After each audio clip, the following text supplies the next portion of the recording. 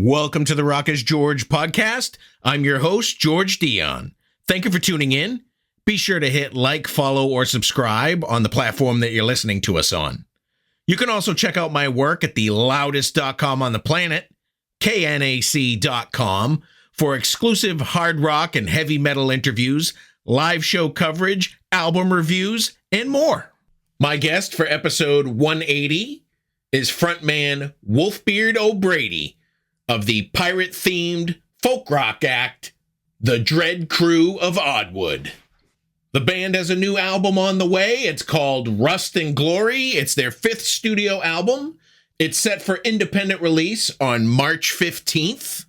It's a fine drinking album for pirates and non-pirates alike. And here's Wolfbeard BRADY to tell you more about it. If I knew absolutely nothing about the Dread Crew of Oddwood, how would you describe the band's music to me? The Dread Crew of Oddwood is an organized orchestra of cacophony and antics. Probably one of the better descriptions of band's music that I've heard in a while. Proud to deliver that for you. From what I understand, the Dread Crew of Oddwood have been around since 2008. How did it all come together? It's a really tough question because I'm going to go with the slightly realer version of our history, so I'm not crossing timelines or whatever. This whole thing kind of barreled out of control. We started it when we were but teenagers in the mid 2000s, so you can imagine what sort of antics we were able to get to in that day and age. But it all kind of started with an offer to perform at a Renaissance fair. And we're like, wait, you'll pay us to do what we would do anyway? Great, let's do this. And it's just been kind of, snowballing down the hill since then. What are the origins of the band's name? What inspired that? It's kind of a good story. I don't know. I'll let you decide. So we were just a group of different musicians from the San Diego music scene who had mostly been playing in hard rock metal bands. And we're like, well, we have an opportunity to perform this ridiculous acoustic music, this sort of folk music with a little bit of a punk rock, a heavy metal edge to it. And we were a combination of several other bands and just musicians that we were from a group of friends. And we sat around a campfire and argued about it all night. Couldn't figure out something. So then we argued around a coffee table the next morning, still couldn't figure it out. And we just mashed together the two things that we hated least, which were the Dread Crew and Oddwood. We thought Oddwood was a fun sort of play on, it's not heavy metal, it's sort of this wooden alternative. And we had a great time just coming up with that. Well, I think it ties into your whole acoustic thing. Certainly the Oddwood thing, because for the most part, folky, pirate-themed acoustic music, but you're not using what people would think of traditional acoustic instruments. You're using an accordion, a tin whistle, a flute, a harpsichord, a bouzouki, whatever the hell that is, a mandolin, a banjo, an odd kit. I don't even know what that is either. It's just it's our sort of signature take on a standard drum set. It's evolved over time. We wanted it to sound a little bit bigger, a little bit more grand than a drum set. So instead of a normal snare drum, most of the beats are played on this either 16 or 18-inch tom that we've rigged with snares ourselves to sound kind of bigger, sort of forgive me for sounding like every other band, but like a big war tom, like a big war drum that you're beating out there on the field. We wanted to kind of call attention to ourselves in that way, but still have the be able to perform, because we honestly were playing Judas Priest songs. We were doing cheesy metal covers out on our instruments, and we wanted to have drums that could support that and sort of give that feeling authentically. I think that's what separates you guys from a lot of the other pirate-themed acts out there. I mean, there's heavy metal versions of that. There's certainly more traditional acoustic versions of that, and there's everything in between. But I'd say you guys set yourself from the pack with this acoustic, unique instrument thing. Thank you. I do believe we are nothing if not original. Well, let's talk about your new album. It's Rust and Glory. It comes out on March 15th. You're independently releasing this. That's correct. It's been a little while since you released an album, yeah? It's been a hot minute. It's been a long goddamn time. We're just glad that we're still kicking around making music together. Why was the pandemic kind of stalling things as far as a new album or stuff behind the scenes? It's more the pandemic, but we're always slow to release new stuff. It's you know how it is. We've never been a full-time act. We've never been able to pay all our bills with being pirates and roaming across the world. But we've been writing this album for like a good 6 or 7 years. It's been a long time, and it's gone through a lot of different iterations. It's gone through like different lineups. We just are glad that we can finally get it out to people, and that people are still interested in hearing it. Well, it's a great album as far as pirate drinking songs go, in my opinion. Let's talk a little bit about the first single that's out now, Lawful Evil. What inspired the lyrics for that one? Well, if it's not blazingly obvious, we're a bunch of dweebs. And whenever we can kind of call back to our storytelling, our sort of role-playing roots, this is all inspired by an argument over what our alignment would be were we a D&D party. Lawful Evil was the name of our last album, and we're like, the band, we've never completely agreed upon what we would consider ourselves morally, and this raging discussion was good enough that we decided to encapsulate it in a heavy metal song. That sounds good. And I would say I'm morbidly curious about what inspired Giant Fucking Demon Crab. I mean, crabs are great. Demons are scary. Fighting giant fleshy sea beasts is kind of what we do. We needed a fresh, scary monster to dominate the face of this album, and we could think of nothing better than a giant fucking demon crab. And of course, no folksy drinking song album would be complete without songs about fire wine and beer. And you guys certainly, and obviously palling around with your comrades. So you pretty much cover the gamut here as far as material is concerned, right? Let's be real. In terms of, with the possible exception of Giant Fucking Demon Crab, we're not breaking a lot of crazy new thematic ground here. But we found that in writing songs like this, in creating a new world to give yourselves and your listeners, working within confines can be incredibly gratifying. And you can explore emotions more complicated than you'd think with something as simple as the themes from a pirate story.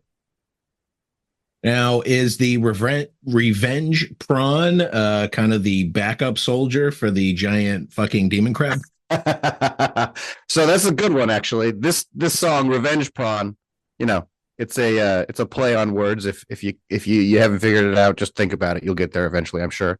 It's actually about a girl who loses her husband out at sea and goes on a quest to find him. And there's an unexpected twist. So the Prawn is the name of the ship that she takes to go find her missing husband. And so she's out for revenge on her own little ship called the Prawn. So not a literal revenge prawn, but actually a literal giant fucking demon crab. I understand it's complicated. The whole album's a metaphor, quite honestly. That's all we got. That's all we got going, George. Well, I would imagine with all these drinking songs that you guys get a lot of booze bought for you at your live shows, right? Man, you wouldn't be surprised by how much rum we've been given, but yes. I used to be in a band back in the day. It was a cover band, and people bought me a lot of drinks, and sometimes people would bring me shots that I didn't know. And I got to the point where I was like, why the hell am I doing this? I don't know these people. It's true, man. I'm not gonna lie to you. If I never drink another drop of Captain Morgan, that is fucking great. I'm so okay with never drinking Captain Morgan again. But I appreciate sentiment so very much, and I'll always take a shot with a fan. Are you planning another single from the album before its release? We are. We have. Oh man, I'm gonna mess this up. I believe we have 2 more singles. I don't know if I'm allowed to say, to be honest. I know we have 2 more singles that are going to be released. I'm not going to say the dates just in case I mess something up. I will say you might be the first act that I've talked to that couldn't say what the next single was that doesn't have a record label. I mean, we have our next single is going to be a music video, and it's an exclusive release. So I just don't want to mess it up. I know the code in the music business. We don't want to say anything too early. I got you. Exactly. You brought on Anne Murphy to produce the album. She also did some instrumentation and some backing vocals on the album as well. What does she bring to the table that you trusted her in producing the album? Anna Murphy, we've been longtime fans since we were originally familiar with her work from with ÆTHER in the 2000s. And so like listening to her voice, like knowing how she played the hurdy-gurdy, and just knowing how she continued on with other future projects like CELLAR Darling, we knew that she had like a strong understanding of what, not just like acoustic folk music, but like acoustic folk music within the same sort of genre that we are interested in. She's very familiar with balancing that with the energy and the overall rhythms of like a heavy metal band. So we couldn't think of anyone better to join the project, and she was an absolute dream. You could just email Anna Murphy, like that's a thing you could do. You could just contact her and she'll get back to you. We were blown away when she was like, yeah, I'm down. We're like first. Now, you mentioned the giant fucking demon crab was also on the cover of Rust and Glory, and the cover was designed by Mark Gibbons. How did you discover him? Mark Gibbons, he's a designer for a former designer for Blizzard, and he's done so much cool work over the years. He has his own board game out, his own sort of card game, and his work has just been so influential across the board in the video game and fantasy world scene. Like the sort of hulking, not quite Warhammer designs that he did for StarCraft and Warcraft back in the day are the legacy of those continue, and it's just an absolute honor that we can count Mark as a friend and a fan, and that he still puts up with our bullshit and did not just our previous cover on Lawful Evil, but this cover for Rust and Glory as well. Now, the Dread crew of Oddwood is no stranger to video games themselves. You guys have had tie-ins to video games here and there. Assassin's Creed 4, you had the Ballad of Edward Kenway. You had a song on Rocket League, Dead Man's Medley. And you did a collaboration with Ravenous EH, where Claw's the Law, which was sort of a take on Mortal Kombat.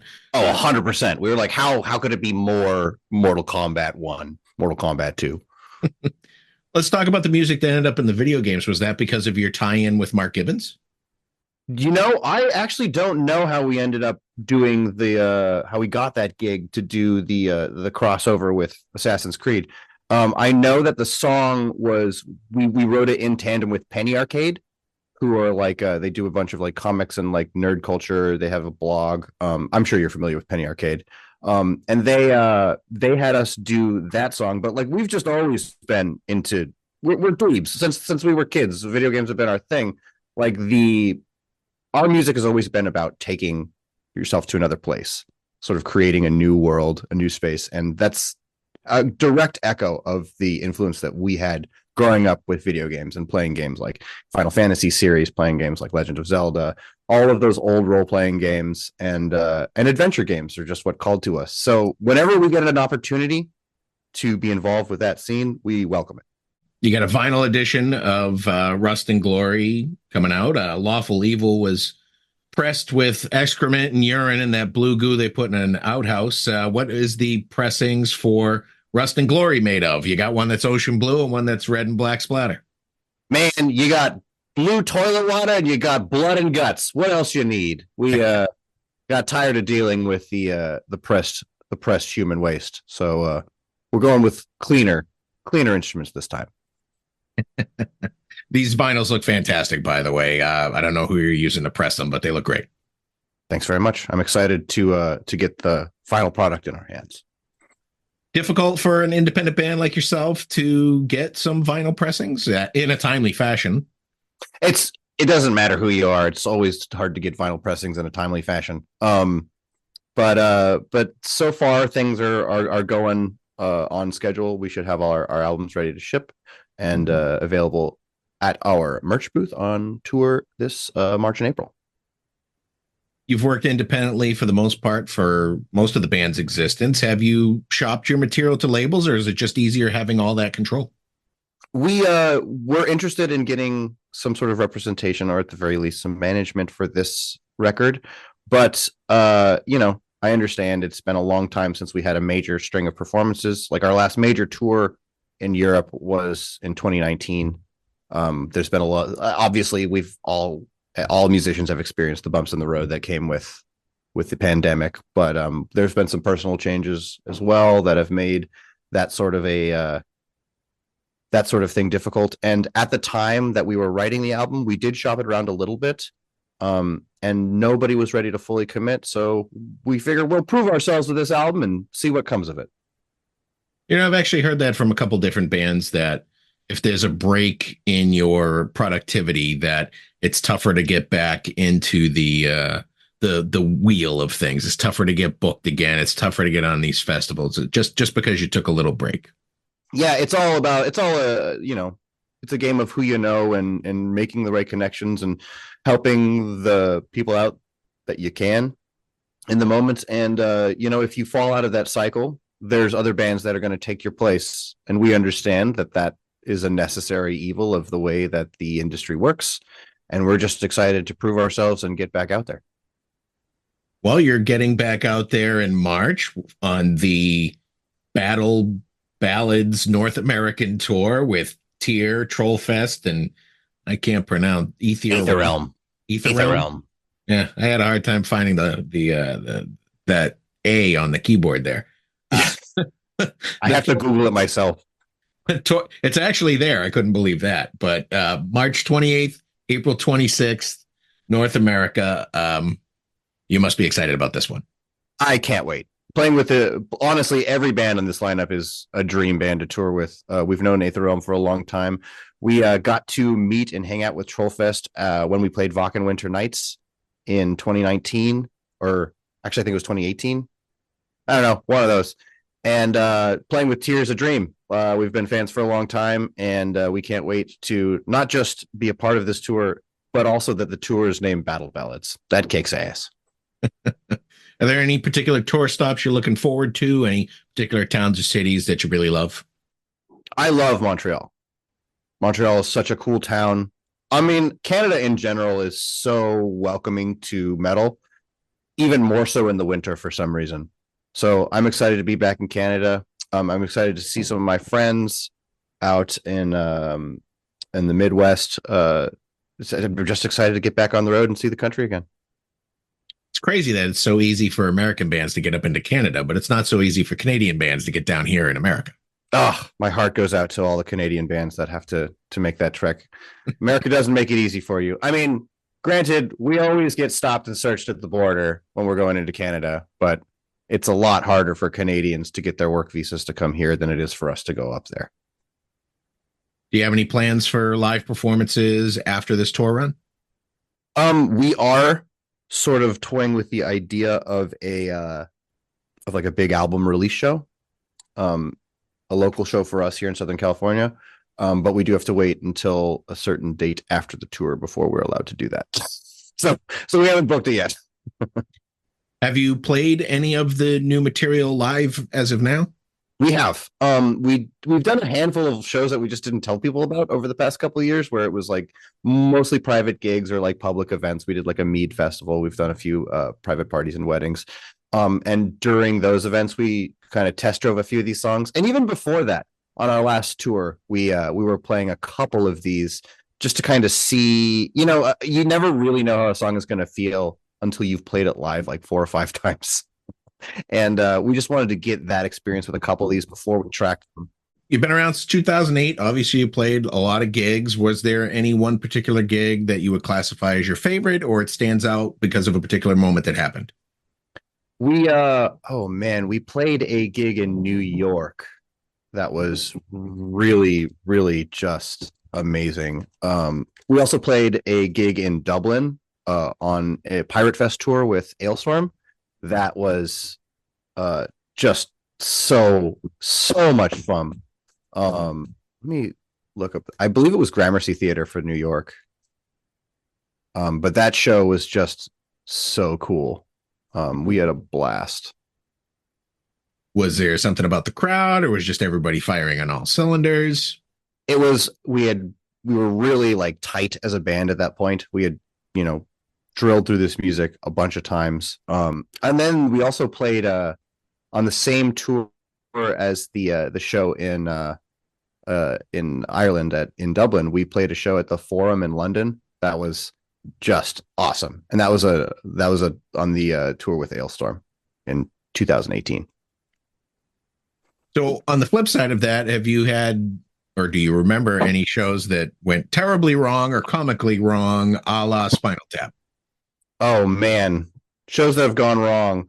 I mean, we've played a lot of shows at sort of unconventional venues. Some of these shows have been acoustic. We've played shows where our drummer has deliberately set his drums on fire, and sometimes that works out great, and other times he burns himself and can't finish the song properly because, the heads can only take so much punishment. We've had all sorts of crazy stuff happen. We've broken out into fights on stage that started as fake theatrical fights that ended up being real fights. We've like thrown wine in each other's faces. I mean, we're a pirate band. You got to lean into that bit of the act, right? Captain Morgan will do that to you. Yeah. Where's the lie? Do you personally work on any other music projects outside of the band? I do. I work on quite a few music projects. I'm primarily here to be talking about Oddwood as Captain Wolfbeard O'Brady. But I do have a solo project called Celtic Metal Dude where I cover, I do a lot of the covers that I wish the Dread Crew of Oddwood could do, but we just simply don't have the time. And I've gotten to do a handful of really fun performances and really fun projects through that project. Did Dread Crew start off as a cover act? No, we've always incorporated cover songs just because of the nature of our instrumentation. People love to hear different or hear the music that kind of inspired us on those instruments. Like if we're doing like a Slayer or a Judas Priest cover live, people eat that up. They love that. They absolutely do. We've also done things like Star Wars covers. We'll do pop culture covers every once in a while. But the emphasis has always been on original material, creating our own world, creating our own characters, and just pulling people into that, whether they want to be involved or not. Well, those are all the questions I have for you today. Wolfbeard, the new Dread Crew of Oddwood album is Rust and Glory. It comes out March 15th. People can head over and get that on your website or through Bandcamp, I assume. And that's correct. You kick off the tour, the Battle Ballads North American Tour, on March 28th. I want to thank you for taking the time to come on the podcast and teaching me more about the Dread Crew of Oddwood. Awesome, George. Thank you so much. It's been a pleasure talking with you. Yep, no problem. Best of luck with everything. Maybe when you get over here to Massachusetts, I'll be able to get out to the show. We'd love to see you. We'll do a shot of something terrible. It'll be great. Once again, I want to thank Wolfbeard O'Brady of the Dread Crew of Oddwood for coming on the Rock is George podcast. Be sure to check out their latest album, Rust and Glory, out on March 15th, 2024. Head over to your favorite music streaming app. Take a listen to what's available. If you like what you hear, buy a physical copy. Support the artist. For all things Dread Crew, head over to their official website, thedreadcrewofoddwood.com. I also want to thank David Brenner at Earsplit PR for making this interview possible. You've been great. I've been George Dionne. Discover your next favorite artist on the Rock is George podcast.